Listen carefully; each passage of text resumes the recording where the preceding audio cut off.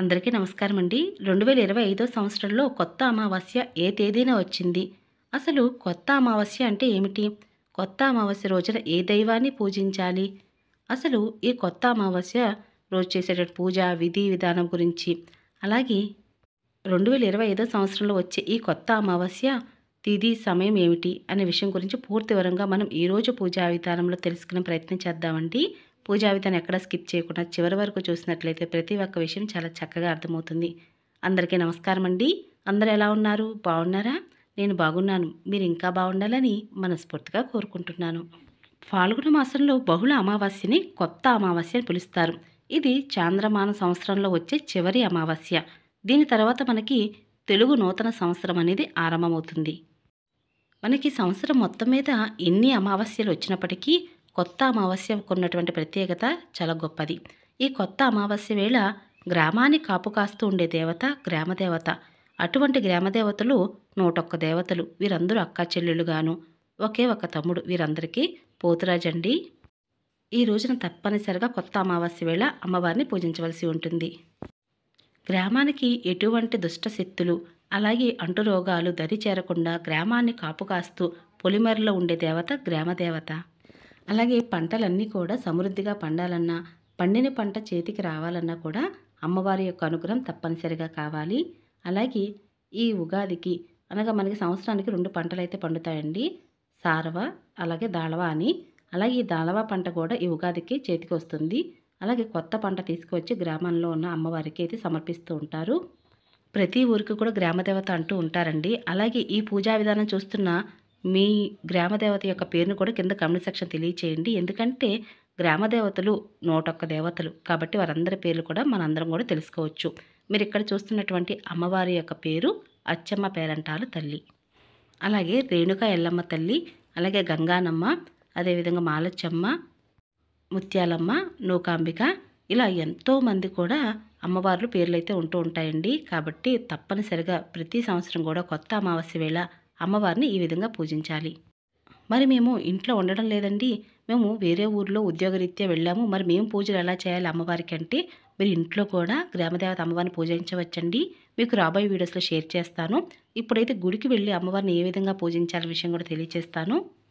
ముందుగా ఈ 2025 సంవత్సరంలో కొత్త అమావాస్య తేదీ, అలాగే తిథి, సమయం గురించి తెలుసుకుందాం.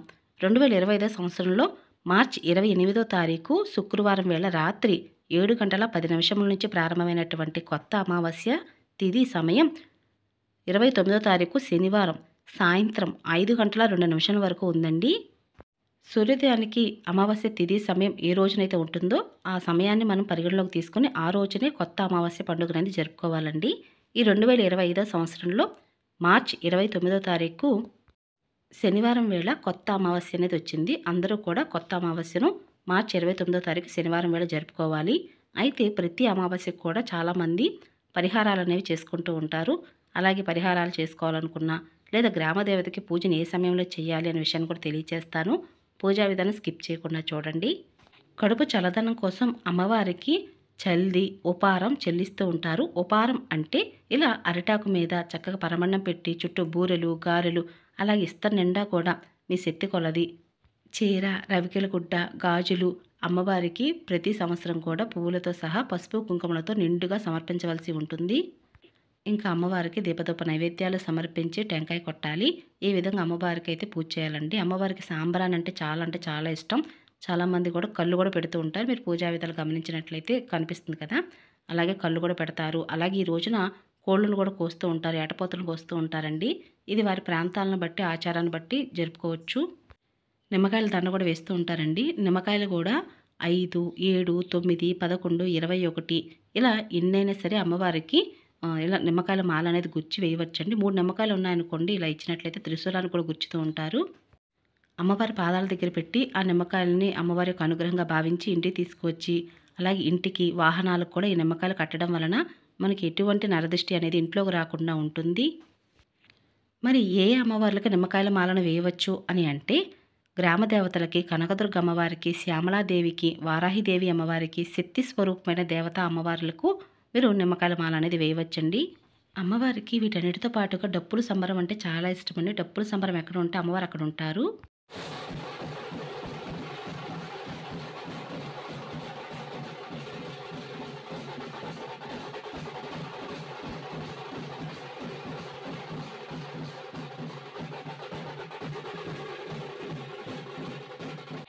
చాలామందికి పూనకాలు కూడా వస్తూ ఉంటాయండి. ఇలా పూనకం వచ్చినప్పుడు అమ్మవారు వారి ఒంటి మీదకొచ్చిందని ఒక నమ్మకంగా చెప్తారు. కాబట్టి ఇదంతా కూడా ఒక నమ్మకం మీద ఆధారపడి ఉంటుంది. ఇలా అమ్మవారి పూనకం వచ్చినప్పుడు వారు అలాగే ఊరి క్షేమం కోసం కొన్ని మాటలైతే చెప్తూ ఉంటారండి. అవన్నీ కూడా గ్రామ పెద్దలందరూ కూడా ఆచరిస్తూ ఉంటారు. ఇదంతా కూడా నమ్మకం మీద ఆధారపడి ఉంటుంది. మరి ఈ కొత్త అమావాస్య పూజను ఏ సమయంలో చేయాలండి అంటే, కొత్త అమావాస్య అనేది 2025 సంవత్సరంలో మార్చి 29వ తారీఖు శనివారం వేళ వచ్చింది. కానీ సాయంత్రం వేళ 6 గంటల సమయానికి తిథి సమయం లేదు కాబట్టి ముందు రోజు శుక్రవారం వేళ 7 గంటల 10 నిమిషముల నుంచే రాత్రి వేళ మొదలైంది అమావాస్య తిథి అనేది. మీరేమైనా నరదిష్టి పరిహారాలు కనుక చేసుకోవాలనుకుంటే ముందు రోజు రాత్రి వేళ చేసుకోవచ్చు. అలాగే శనివారం ఉదయం వేళ చేయవచ్చండి. రాబోయేది కొత్త అమావాస్య. కాబట్టి కొత్త అమావాస్య వేళ ఇంటి ప్రధాన గుమ్మని సింహద్వారాన్ని కట్టినటువంటి బూడిద గుమ్మడికాయలు, కొబ్బరికాయలు, పట్టిక ఇవన్నీ కూడా తీసేసి కొత్తగా ఇంటికి బూడిద గుమ్మడికాయ, పట్టిక అలాగే కొబ్బరికాయలు ఇవన్నీ కూడా తీసి మళ్ళీ కొత్తవి కట్టుకోవాలండి. ఇలా కట్టుకోవడం చాలా అంటే చాలా మంచిది. నరుడి దిష్టికి నల్లరాయి కూడా బద్దలైపోతుందండి. కాబట్టి నరదిష్టి పరిహారాలు తప్పనిసరిగా మనం ఈ రోజున ఆచరించవలసి ఉంటుంది. అందులో ప్రధానంగా ఇంట్లో మాప్ పెట్టుకునేటప్పుడు అంటే తడిబట్ట పెట్టుకునేటప్పుడు తప్పనిసరిగా నీళ్ళల్లో కొద్దిగా రాళ్ళ ఉప్పును వేసుకోవాలి. ఇంట్లో మూలలో దాక్కున్నటువంటి నకారాత్మక శక్తి అదేనండి నెగిటివ్ ఎనర్జీ బయటికి పారద్రోలటానికి ఈ రాళ్ళ ఉప్పు చాలా బాగా పనిచేస్తుంది. రాళ్ళ ఉప్పుకి నెగిటివ్ ఎనర్జీని అబ్జర్వ్ చేసుకునే శక్తి ఉంటుంది. కాబట్టి ప్రతిరోజు కూడా మాప్ పెట్టుకున్నప్పుడు వేసుకోవచ్చు. కానీ ప్రత్యేకంగా అమావాస్య తిథి సమయాల్లో కనుక కొద్దిగా నీళ్ళలో రాళ్ళ ఉప్పు వేసి ఇల్లంతా మాప్ పెట్టుకున్నట్లయితే చాలా మంచిగా ఉపయోగపడుతుందండి. ఇంట్లో పాజిటివ్ ఎనర్జీ అనేది ఉంటుంది. ఎప్పుడూ కూడా ఇంట్లో పాజిటివ్ ఎనర్జీ ఉన్నట్లయితే ఆ ఇల్లు ప్రశాంతంగా ఉంటుంది. ఇంట్లో గొడవలు అనేవి జరగవు. ఆనందాలు వెల్లివిరుస్తాయి. అందరూ కూడా సంతోషంగా ఉండవచ్చండి. ఈ మధ్య కాలంలోనే మీ అందరికి కూడా వీడియోని షేర్ చేస్తున్నాను. గ్రామ దేవతలకి జాతర జరిగిందండి. 12 ఏళ్ళకి ఒకసారి భీమడోలు జాతర. ఈ జాతరను కూడా గ్రామ దేవతలుగా చేస్తూ ఉంటారండి. ఇక్కడ మీరు గమనించినట్లయితే గంగానమ్మ, మహాలక్ష్మమ్మ, మద్దిరావమ్మ, పోతురాజులకు ఇక్కడైతే 12 ఏళ్ళకి ఒకసారి ఒక జాతర అయితే చేస్తూ ఉంటారండి. చాలా విశేషమైన జాతర. అమ్మవార్లకి కొమ్మం పోసి డప్పు సంబరాలతోటి కొర్ల బండి మీద ఊరేగింపంతా ఊరేగించి ఆ తర్వాత పూజను ముగిస్తారు. ఇలా 2 రోజులైతే ఈ జాతరను చేస్తూ ఉంటారు. ఇలా గ్రామ దేవతలకి జాతర చేయటం వలన అమ్మవారి యొక్క అనుగ్రహం అపారమైన శక్తి వారి ఊరి మీద ఉంటుందని ఎప్పుడు నమ్ముతూ ఉంటారండి. ఇలా ఎక్కడైనా ఒకసారి జరుగుతూ ఉంటాయి. లేదా ప్రతి సంవత్సరం కూడా కొత్త అమావాస్య వేళ అమ్మవారికి ఈ విధంగా పూజ అయితే చేసుకోండి. గ్రామ దేవతల అనుగ్రహం తప్పక కలుగుతుంది. ఇలా కొత్త అమావాస్య ఉగాది సమయాలలో అయితే పిల్లలకి పెద్దవాళ్ళకు కూడా పొంగు అనేది పోస్తూ ఉంటుందండి. అంటే అమ్మవారు పూసింది అని అంటారు కదా. అంటే ఆటలమ్మ వచ్చింది, అమ్మవారు పూసింది అని అంటారు. కాబట్టి అటువంటి అంటురోగాలన్నీ కూడా గ్రామానికి దరి చేరకుండా ఉండాలని అమ్మవారి ముందు ఈ కొత్త అమావాస్య వేళ పూజలు కూడా చేస్తూ ఉంటారండి. మీరు ఇక్కడ గమనించినట్లయితే అమ్మవారికి నిండుగా ఇస్తరుతో పాటుగా ఒక పుంజు అలాగే కళ్ళు కూడా సమర్పిస్తున్నారండి. ఇవన్నీ కూడా వారి యొక్క గ్రామం యొక్క ప్రాంతాన్ని బట్టి ఆచారాన్ని బట్టి వారు ఆచరిస్తూ ఉంటారు.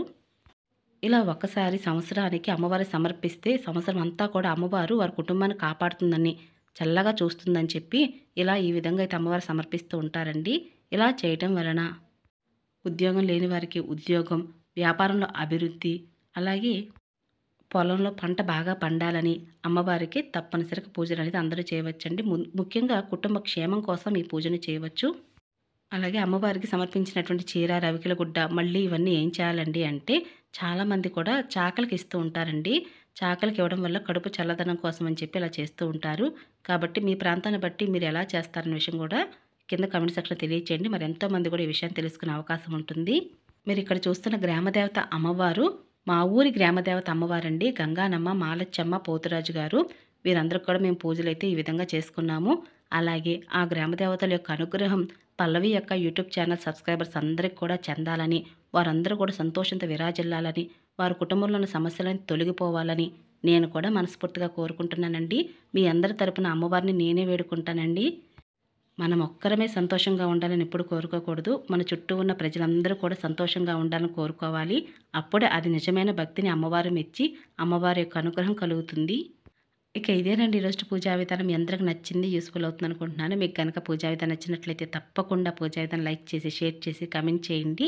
ఇంకా మీకు పూజ మీద ఎటువంటి సందేహాలు ఉన్నా కింద కామెంట్ సెక్షన్లో అడగండి. తప్పకుండా సమాధానం చెప్తాను. మరొక మంచి పూజా విధానంతో మళ్ళీ కలుసుకుంటానండి. ఇక అప్పటి వరకు నమస్కారం అండి.